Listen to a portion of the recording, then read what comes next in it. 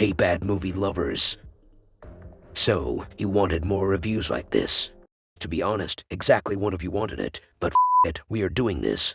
Be smart. Walk away. We got a special one here.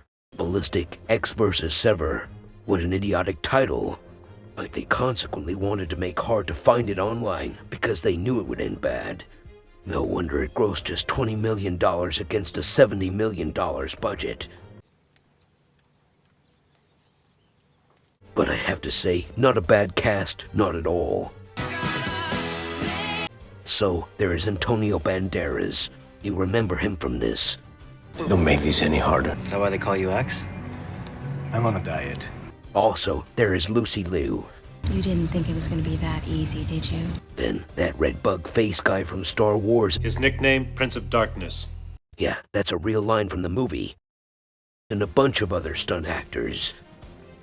Essentially, movie is a stunt action reel. It even got 5 nominations for World Stunt Awards. Yes, not that important, but also there is one interesting nomination for our dear Lucy. The Stinker's Bad Movie Award. So, now you know where we are going with this movie. At the end, she lost the award to Madonna and swept away. But you know how they say, the important thing in life is not the triumph, but the struggle. And Lucy Liu really struggled in this one. Not a single emotion in the whole movie.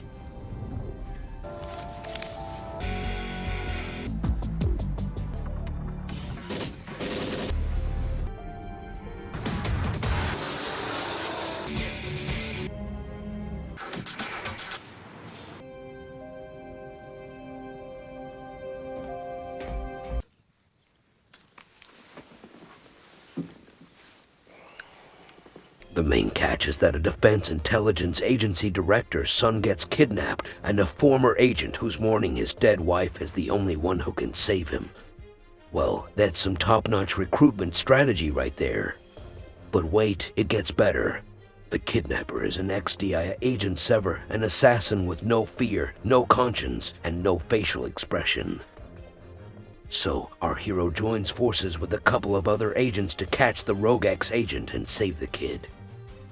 But wait, there's more. In order to smuggle it into the United States, the DIA director had planted an experimental weapon, soft-gill, into the kid's body, a nanorobot which operates in the human circulatory system and can cause heart attacks at will. Subplots are so complicated, it's hard to stay engaged, let alone emotionally invested. But there's a lot of pyrotechnics. Oh yeah, because who needs a coherent storyline when you can have bazookas and non-stop bullets flying around?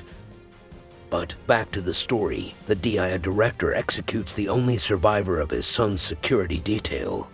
You were supposed to protect my son. Way to keep morale up, boss. Let's say that the movie came out in the same year as The Bourne Identity. Jesus Christ. That's Jason Bourne. Tough luck. The stuntman then surrounds Sever in the crowded mall, but she wipes them out in a lengthy gun battle. Ecks is also there and goes in pursuit after Sever. Hey Pitbull, get the away. The useless Martin gets shot. The pursuit is climaxed on the rooftop, like in every action movie. And this embarrassing fight is cut off when the M60 machine gun comes in. It looks like our new player might just do the job. Do not let them cancel each other. Do not let them cancel each other. Luckily, they hired an experienced stormtrooper. The useless Martin has died. The police then arrested Ecks under the false allegation that he killed him. Why do you care? While being transported to jail, his convoy is attacked by Sever, who saves him and reunites him with his supposedly dead wife in her underground bunker. The reunion scene between Ecks and his wife was so painfully awkward. Jeremy? And it was one of the rare moments when there wasn't an explosion, which is a real shame because they could have really used one. Oh, and turns out the kidnapped kid is actually our hero's son, because Rain ended up believing Ecks died while he also thought she was gone. Probably out of grief, Rain then married Grant. What the f***? Wait a minute. Sever spent the entire movie trying to kill Ecks, only to reunite his family in the end. But But the real kicker is that the DIA director had Sever's family killed, and the kidnapping of the DIA director's son was actually for the kid's protection. I mean, who needs logic when you have a genius plot twist like that? Did I mention there's a bunch of explosions? I counted exactly 172.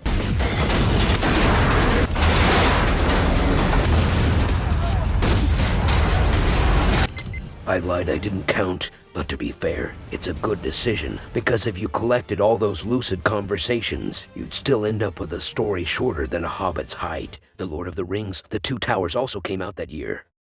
In the end, everyone is there. Both dads, mom, the babysitter, the kidnapper, the stuntmen, and the last nonsense.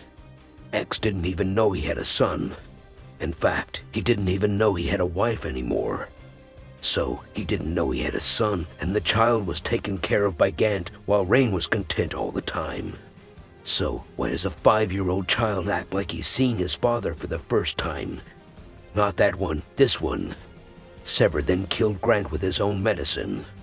He died with a small explosion in his heart. How romantic. He loved those explosions so much. And useless Martin didn't actually die. But he appeared when it was all over, to be useless. And let's not forget the underground bunker in an abandoned train yard, because which secret agent doesn't have an underground bunker in handy? In the end, our hero thanks the Chinese assassin for reuniting him with his family. Sure, she killed a bunch of people, but at least he got his family back, right? I hope you enjoyed. So, consider subscribing for more gems like this. And believe me, there are quite some of them.